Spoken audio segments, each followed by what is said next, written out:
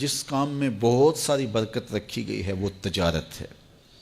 باقی جتنے بھی ذرائع ہیں رزق کمانے کے، اس میں 10واں حصہ رزق کا ہے اور 9 حصے صرف تجارت میں رکھے گئے ہیں۔ تو اس لیے اگر کوئی شخص صلاحیت رکھتا ہے تو وہ تجارت کر کے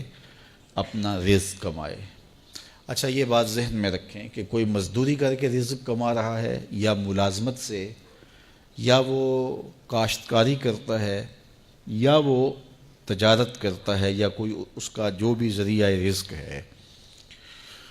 تو رزق کمانے کی 3 نیتیں ہیں جو مستحضر رہنی چاہیے۔ اگر ان نیتوں کے ساتھ وہ رزق کمائے گا تو اس کا رزق کمانا عبادت کہلائے گا۔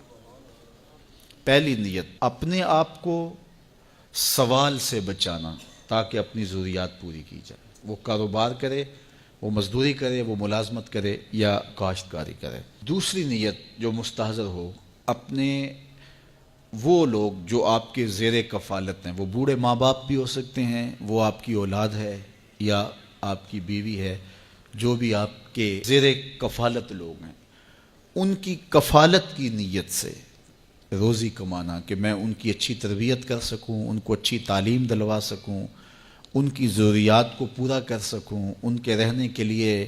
گھر خرید سکوں اور ان کے اچھے لباس باہم پہنچا سکوں،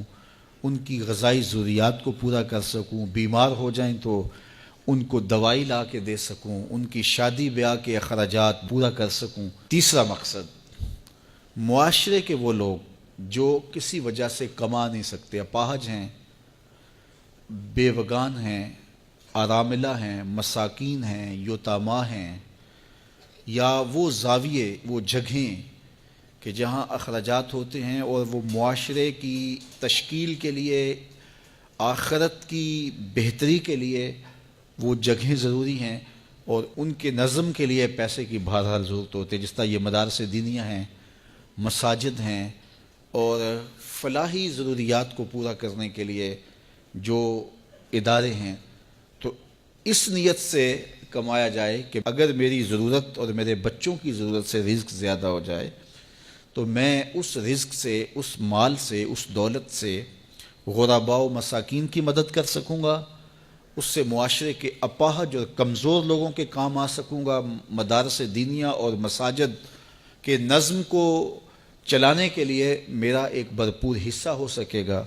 تو اس نیت کے ساتھ وہ کاروبار کرتا ہے۔ ان 3 نیتوں اور اہداف سے ہٹ کر کے رزق کمانا مذموم ہو جاتا ہے۔ اگر کوئی اس لیے رزق کماتا ہے کہ میرے پاس دولت فراواں ہو تو میں عیش و عشرت کر سکوں گا، میرے پاس دولت فراواں ہو تو میں اپنی برادری میں، اپنے شریکے میں تفاخر کر سکوں گا، میں امراء کی فہرست میں آ جاؤں گا اور میں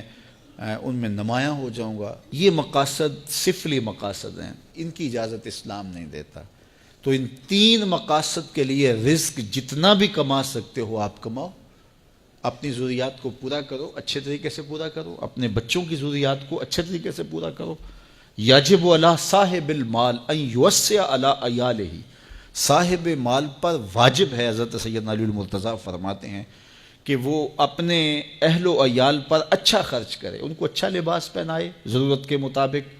اسی طرح ان کی اچھی تعلیم کے لیے کوشاں ہو جائے اور ان کی ضروریات اچھے انداز سے پوری کرے۔ اسی طرح آپ غرباء و مساکین کے لیے، مساجد کے لیے اور مدارس دینیہ اور دیگر زاویوں کے لیے آپ جتنا مرضی کھل کے خرچ کریں، اسلام آپ کو اس کی اجازت دیتا ہے۔ لیکن چوتھی نیت اپنے اہداف میں شامل نہ ہونے دیں کہ میرے پاس دولت فراواں ہوگی تو میں عیش و عشرت کر سکوں گا، میرے پاس دولت فراواں ہوگی تو میں محلے میں، گلی میں نمایاں ہو جاؤں گا، میں اپنی برادری میں، اپنے شریکے میں اونچا ہو جاؤں گا اور سارے میری طرف حسرت سے دیکھیں گے۔ اس طرح کی سوچیں ایک صالح انسان کی سوچوں سے مطابقت ہی نہیں رکھتی ہیں۔ تو یہ 3 نیتوں اور 3 اہداف کے لیے رزق کمایا جاتا ہے۔